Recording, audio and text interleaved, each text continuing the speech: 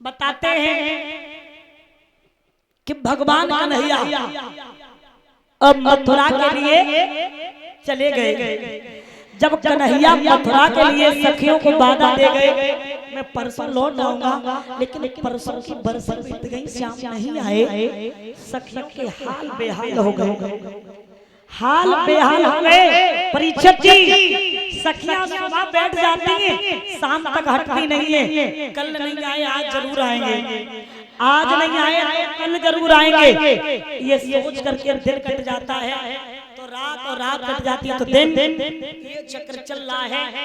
लेकिन सखियां यही कहती हैं, विधाता इस संसार में सब कुछ बनाना, लेकिन ये प्रेम मत बनाना। क्यों? ये प्यार तो वो चीज है, ना जीने देती है ना मरने देती है। तो सब कुछ बनाना, लेकिन ये प्यार मत बनाना। ना सोने देती है, ना जगने देती है, ना खाने देती है, ना पीने देती है। तो इसलिए इस प्रेम से तुम्हें हार चुके हैं।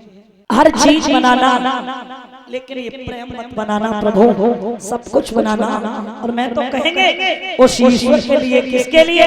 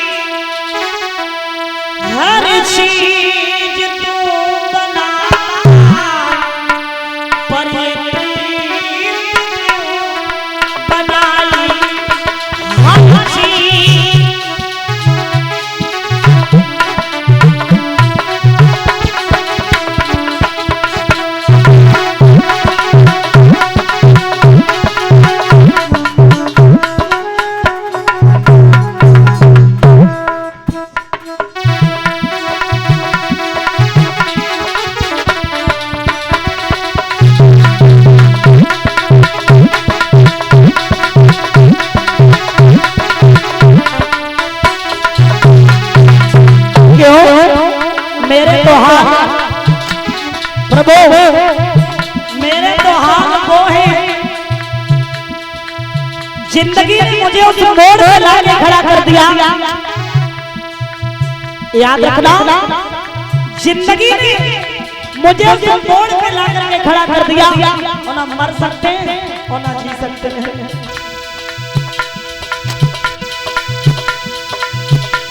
जीना जो चाहते हैं, लेकर कोई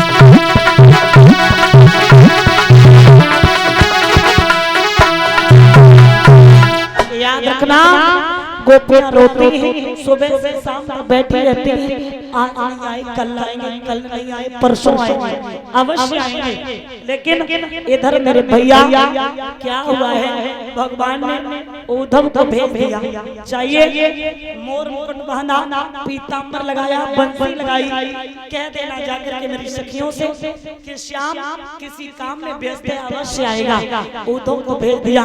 प्यारे प्रमाण मिलता है कि जब श्याम सुंदर उस मथुरा मथुरा में रहने लगे। इनके बड़े भैया बलराम, उनका विवाह हुआ और उड़द देश से राजा रेवतक, इनकी बिटिया का नाम था रेवती। जब बलराम का विवाह हो गया तो कन्हैया की मथुरा में शादियां आने लगी। गौर करना, भगवान की पहली शादी कब, कैसे और कहां से हुई? परिस्थिति जिला इटावा में कुदरकोट नाम का कस्बा पड़ता है, जो पहले कुंदनपुर के नाम से जाना जाता था। उसी कुंदनपुर में एक राजा राज करते हैं जिनका नाम है भीष्म। इनके आंगन में 5 बेटे हैं, बेटियां एक भी नहीं है। विचार किया जिस इंसान ने अपनी जिंदगी में, अपने जीवन में एक बिटिया के हाथ पीले न कर पाए, उसकी जिंदगी व्यर्थ है, बेकार है। भगवान की भक्ति की पूजा की, इनके आंगन में एक बिटिया ने जन्म लिया। और इस समय बिटिया ने जन्म लिया तो प्यारे याद रखना, बड़े प्रसन्न हुए। देवर्षि नारद का पदार्पण हुआ। नारद ने कहा, भीष्म बोले मेरे आंगन में बिटिया ने जन्म लिया, ऐसा करो इसकी हस्त रेखा मस्त रेखा देखो, ये जीवन में क्या करेगी और ये क्या है? जवाब दिया, इसका नाम है रुक्मणी। ये बचपन से ही भगवान कन्हैया की भक्ति करेगी, पूजा करेगी, ये कोई साधारण लड़की नहीं है। अंत में इसका विवाह कन्हैया के साथ ही होगा।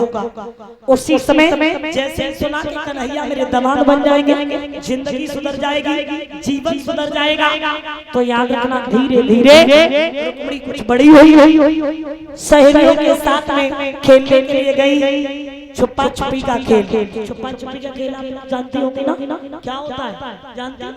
दुक्का मिर्ची है ना, खूब खेली होगी ना। छुपा छुपी का खेल खेल रही, लेकिन एक लड़की बोली बहन खेल में आनंद नहीं आता। क्यों? तू बड़ी सुंदर है। क्यों? बड़ी इतनी गोरी है, अंधेरे में छिप जाती उजाला हो जाता है। तो कहा तू बड़ी सुंदर है। बोली बहन सुंदरता की बात करे तो ये संसार है, ये जग है, या किसी को काला, किसी को गोरा, किसी को पतला, किसी को लंबा, किसी को छोटा, ये तो भगवान की माया है। तो उसी समय शादी वाली लड़कियां ससुराल की बात करने लगी, सास की, ससुर की, देवर की, जेठ की, है ना। तो कोई हम जैसी कुंवारी होंगी तो वो अपने घर की बातें, मम्मी पापा भैया बहन ऐसी बातें करेंगे।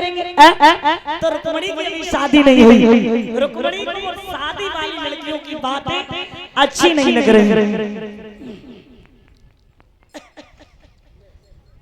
तो जब अच्छी नहीं लग रही तो जवाब दिया और कहा, एक बोली मैंने, तुझे मेरी बातें अच्छी क्यों नहीं लगती? अरे तेरी शादी नहीं हुई इसीलिए तो नहीं अच्छी। अरे शादी करवा लेना तू अपनी, और कोई तो बच्ची भी नहीं है, शादी होगी हो गई, करवा लेना।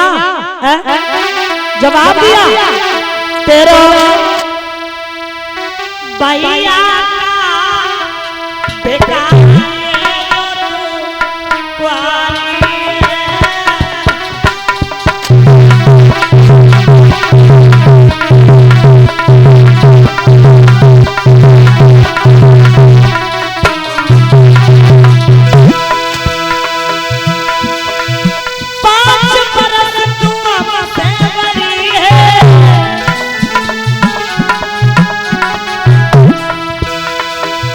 फिर भी लड़े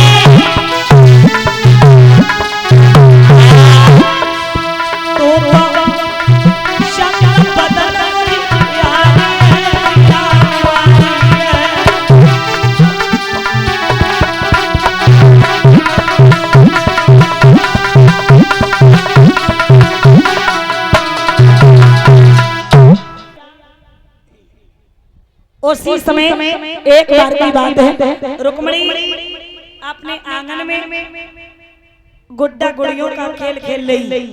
एक ब्राह्मण गुजरे, वो ब्राह्मण कुछ कह रहे थे, क्या ब्रजभूमि में हुआ है अवतार कन्हैया का, उन्हें पा सके जो भी दीदार कन्हैया का। प्यारे